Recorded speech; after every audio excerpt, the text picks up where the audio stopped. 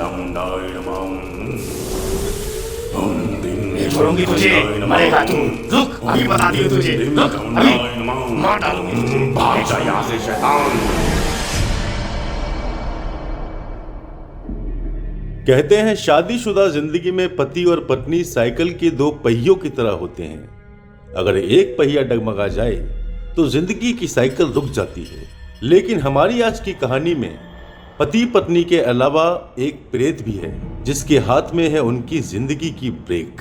नमस्कार दोस्तों, podcast star पर मैं एक बार फिर आपसे हो रहा हूं रूबरू एक नई कहानी के साथ जिसका नाम है पति पत्नी और प्रेत। तो आइए कहानी की शुरुआत करते हैं। सुअर की तरह पड़ा रहता है सारा दिन, मुझसे प्यार नहीं करता, मुझे घुमाने नहीं ले जाता। मरेगा तू, एक दिन जरूर मरेगा तू। ओहो शीतल, आज फिर से दवा नहीं खाई तुमने? न बाबा जी का दिया वो पानी पिया? दवा नहीं, तुझे खाऊंगी तुझे। इधर दवा खाओ, चलो चलो चलो दवा खाओ, लो खाओ खाओ खाओ। नहीं, छोड़ मुझे, नहीं खाऊंगी। शीतल दवा खाओ, लो। नहीं खाऊंगी, छोड़ मुझे। शीतल दवा खाओ, ठीक हो जाओगी, दवा खाओ, ये लो चलो चलो चलो। नहीं खाऊंगी। चलो चलो चलो चलो चलो, हो गया, बस हो गया। नहीं खाऊंगी। बस बस बस बस बस, हो गया। नहीं।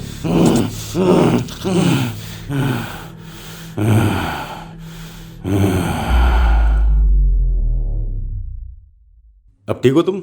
अब कैसा लग रहा है? ठीक हूँ मैं तो, मुझे क्या होना था। लेकिन ये तुम जमीन पे बैठ के क्या कर रहे हो? और ये कैसी हालत बना रखी है? लग रहा है कहीं से पिट के आए हो। हाँ, कुछ ऐसा ही समझो। शीतल और अनुराग शादी के बाद कुछ महीनों तक एक आम पति पत्नी की ही तरह खुशहाल जिंदगी बिता रहे थे। दोनों में प्यार भी था, एक दूसरे के लिए फीलिंग्स भी थी और केयर भी। लेकिन एक रोज कुछ ऐसा हुआ जिसके कारण इनकी जिंदगी नर्क से भी बदतर हो गई।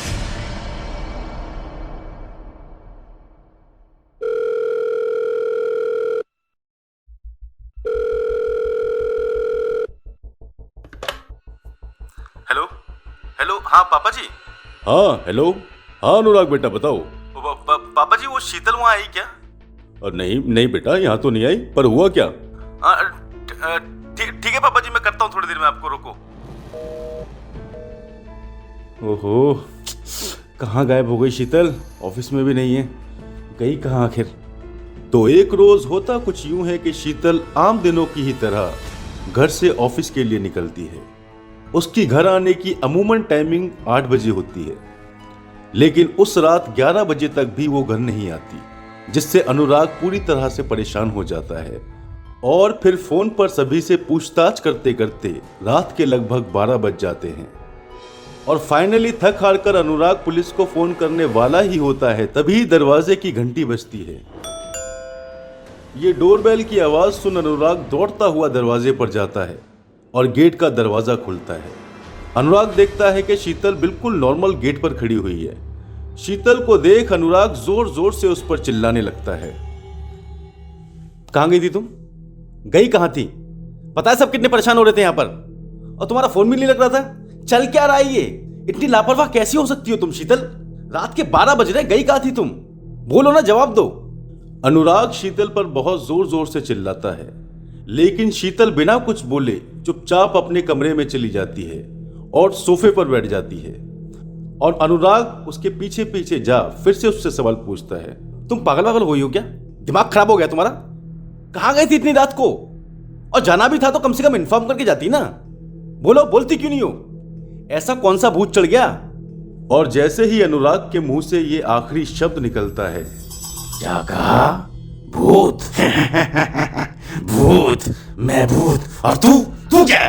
तू नीच है, कमीना है, पाखंडी, धोखेबाज। मरेगा तू, जरूर मरेगा। ये क्या उलझुल बातें कर रही हो शीतल? क्या हो गया तुम्हें? नहीं छोड़ूंगी तुझे, मरेगा तू। रुक, अभी बताती हूँ तुझे। रुक अभी। शीतल छोड़ो मुझे। शीतल नहीं छोड़ूंगी। शीतल छोड़ो मुझे। शीतल मेरा गला छोड़ो, क्या कर रही हो तुम? नहीं छोड़ूंगी, मार डालूंगी तुझे। नहीं छोड़ूंगी। शीतल। और इस हाथापाई में अनुराग शीतल को धक्का मार देता है, जिसकी वजह से वो जमीन पर गिर जाती है और वहीं बेहोश हो जाती है। और कुछ देर बाद जब शीतल को होश आता है तो वो बिल्कुल नॉर्मल बिहेव करती है। शीतल, शीतल, थैंक गॉड तुम ठीक हो यार। क्या हो गया था तुम्हें रात को? मुझे क्या होना था? मैं तो पूरी तरह से ठीक हूँ। शीतल, कल रात तुम कहाँ गई थी? कहीं नहीं, मतलब मैं तो ऑफिस के बाद सीधे 8 बजे घर आ गई थी ना। शीतल का ये खौफनाक रूप देख अनुराग बहुत डर जाता है और सुबह होते ही कुछ लोगों की सलाह मशवरा लेकर उसे एक तांत्रिक के पास लेकर जाता है। ओम ह्रीं ह्रीं चामुंडाय नमः।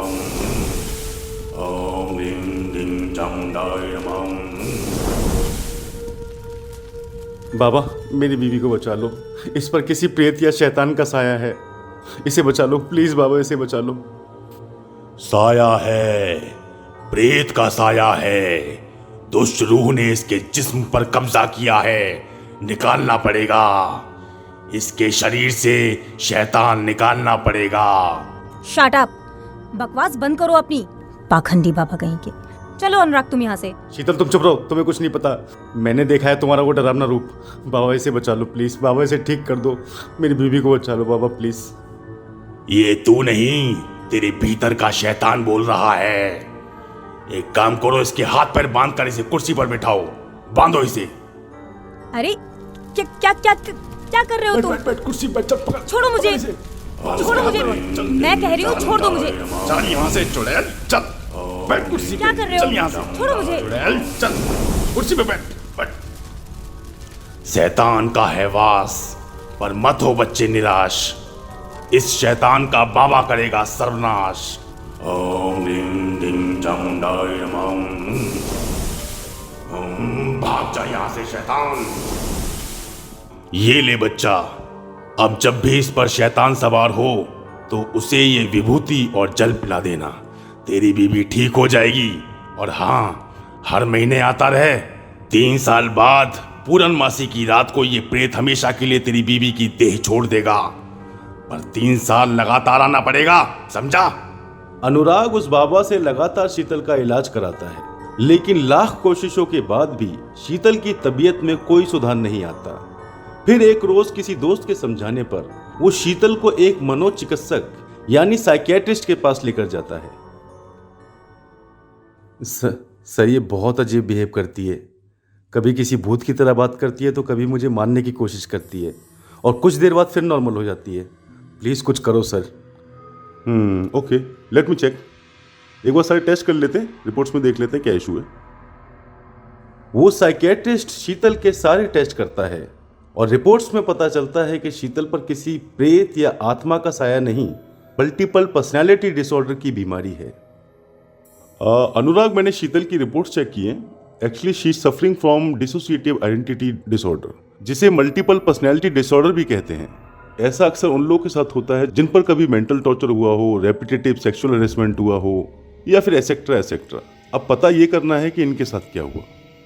अब अनुराग शीतल के इस मल्टीपल पर्सनैलिटी डिसऑर्डर के रहस्य का पता करता है, जिसमें यह पता चलता है कि शादी के कुछ महीने पहले शीतल के साथ उसी के कुछ दोस्तों ने सेक्सुअल हैरेसमेंट किया था, जिसके बाद शर्म से बचने के लिए उसके घर वालों ने यह बात सभी से छुपाई और तुरंत उसकी शादी कर दी। तो दोस्तों, आज की कहानी में बस इतना ही। मैं अगली बार फिर आपसे होऊंगा रूबरू किसी नई कहानी के साथ। तब तक के लिए नमस्कार और सुनते रहिए पॉडकास्टर।